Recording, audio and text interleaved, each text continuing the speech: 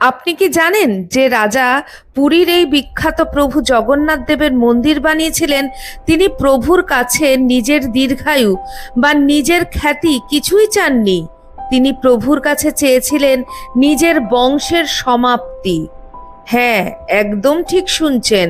স্কন্দপুরাণ অনুসারে যখন মন্দির তৈরি হলো, তখন ভগবান জগন্নাথ দেব অত্যন্ত প্রসন্ন হয়ে রাজা ইন্দ্রদ্যুম্নের স্বপ্নে দেখা দিয়ে বললেন, রাজন, যে কোনো বর আমার কাছ থেকে চাও, আমি তোমার কাজে অত্যন্ত প্রসন্ন হয়েছি, যা চাইবে তাই পাবে। রাজা উত্তরে যা বললেন তা শুনে শুধু মনুষ্যজাতি নয়, সমগ্র দেবকুল আশ্চর্য হয়ে গেলেন।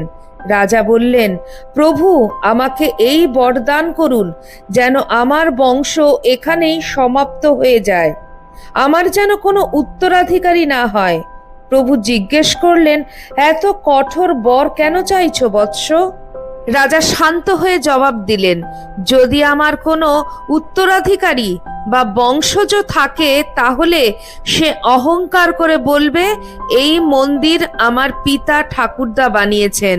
আমি চাই না আপনার মন্দিরে কোনো একজনের বা একটি পরিবারের অধিকার থাকুক।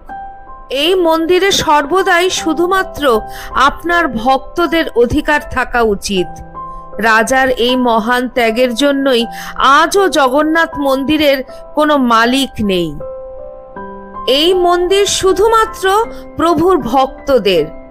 বলো জয় জগন্নাথ।